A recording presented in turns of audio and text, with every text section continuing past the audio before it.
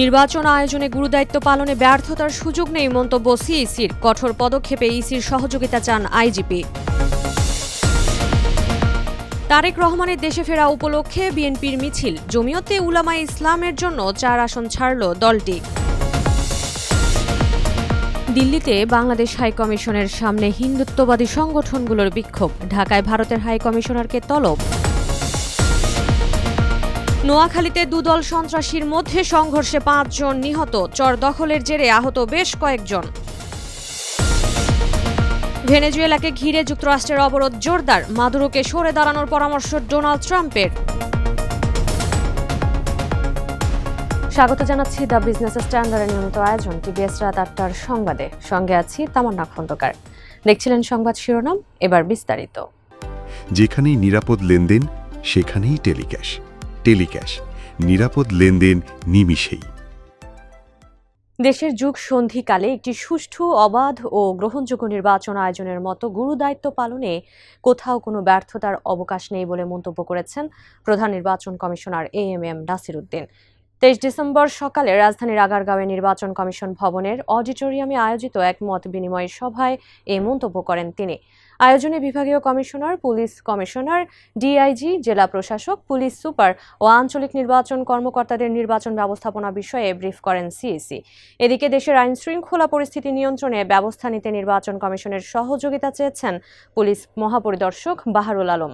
তিনি বলেন, জুলাই উত্তর বাংলাদেশে বাস্তবতার কারণে আমরা আইন শৃঙ্খলা প্রতিষ্ঠায় দীর্ঘ সময় নানা অসুবিধার সম্মুখীন হয়েছি।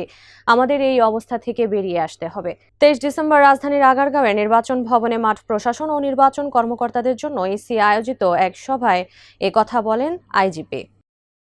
বিএনপির ভারপ্রাপ্ত চেয়ারম্যান তারেক রহমানের দীর্ঘ 17 বছর পর স্বদেশ প্রত্যাবর্তন উপলক্ষে রুহুল কবির রিজভীর নেতৃত্বে রাজধানীতে স্বাগত মিছিল করেছেন জাতীয়তাবাদী দলের নেতারা। মিছিলে সরকারি ও বেসরকারি মেডিকেল কলেজের সাবেক ও বর্তমান ছাত্রদল নেতারাও অংশ নেন। 23 ডিসেম্বর বাংলাদেশ মেডিকেল বিশ্ববিদ্যালয়ের বটতলা থেকে মিছিলটি শুরু করে শাহবাগ মোড় হয়ে মৎস্য ভবনে গিয়ে শেষ হয়। এদিকে রাজনৈতিক দল জমিয়তে উলামায়ে ইসলাম বাংলাদেশের কাছে 4টি আসন ছেড়ে দিচ্ছে বিএনপি। 23 ডিসেম্বর গুলশানে বিএনপি চেয়ারপারসনের কার্যালয়ে সংবাদ সম্মেলন করে এ সমঝোতার কথা জানান দলের মহাসচিব মির্জা ফখরুল ইসলাম আলমগীর। আসনগুলো হলো নীলফামারী 1, নারায়ণগঞ্জ 4, সিলেট 5 ও ব্রাহ্মণবাড়িয়া 2। রীতিমতো ঘোষণা দিয়ে ভারতের দিল্লিতে বাংলাদেশ হাইকমিশন অভিমুখে বিক্ষোভ মিছিল করেছে হিন্দুত্ববাদী সংগঠন বিশ্ব হিন্দু পরিষদ ও বজরং দলের সমর্থকেরা। বাংলাদেশের পোশাক কারখানার শ্রমিক দীপুচন্দ্র দাসের হত্যা ও হিন্দু নির্যাতনের অভিযোগ এনে তারা হাইকমিশন অভিমুখে বিক্ষোভ মিছিল শুরু করে। 23 ডিসেম্বর বিক্ষোভ ঠেকাতে আগে থেকেই প্রস্তুত ছিল দিল্লি পুলিশ। হাইকমিশন হতে 600 থেকে 700 মিটার দূরে তাদের গতি রোধ করে পুলিশ। বাধা পেয়ে অন্তর্বর্তী সরকারের প্রধান উপদেষ্টা ডক্টর ইউনূসের কুশপুত্তলিকা পোড়ায় বিক্ষোভকারীরা। এ সময় তাদের ছত্রভঙ্গ করার পাশাপাশি আটক করা হয় অনেককে। এদিকে এ ঘটনায় প্রতিবাদ জানাতে ঢাকায় নিযুক্ত ভারতের হাইকমিশনার প্রণয় ভার্মাকে তলব করে পররাষ্ট্র মন্ত্রণালয়। ভারতের বিভিন্ন স্থানে থাকা বাংলাদেশ মিশনগুলোর নিরাপত্তা জোরদার করার অনুরোধও জানানো হয় তার কাছে। নোয়াখালীর হাতিয়া উপজেলায় চরের জমি দখলকে কেন্দ্র করে দুদল সন্ত্রাসীর পাল্টাপাল্টি গুলিতে নিহত হয়েছেন 5 জন। এ ঘটনায় আহত হয়েছেন আরও কয়েকজন। 23 ডিসেম্বর সকালের দিকে উপজেলার সুখচর ইউনিয়নের জাগলার চরে এই সংঘর্ষ লাগে। স্থানীয়দের বরাতে হাতিয়া থানার ভারপ্রাপ্ত কর্মকর্তা সাইফুল আলম জানান, জাগলার চরের জমি সরকার এখন পর্যন্ত কাউকে বন্দোবস্ত দেয়নি। এই সুযোগে 5 অগাস্টের পর জাহাজমারা ইউনিয়নের কোপা সামসু বাহিনী চরের বেশ কিছু জমি বিক্রি করে। এরপর সুখচর ইউনিয়নের আলাউদ্দিন বাহিনী এই চরের জমি দখল নিতে মরিয়া হয়ে ওঠে। এক পর্যায়ে আলাউদ্দিন বাহিনী আরও বেশি দামে বিক্রি করে কিছু জমি। এরপর দুই পক্ষ আলাদাভাবে চরের জমি বিক্রির চেষ্টা চালায়। এ নিয়ে বিরোধের মধ্যে 23 ডিসেম্বর সকাল 10টার দিকে দুপক্ষের লোকজন প্রথমে সংঘর্ষে জড়ায়।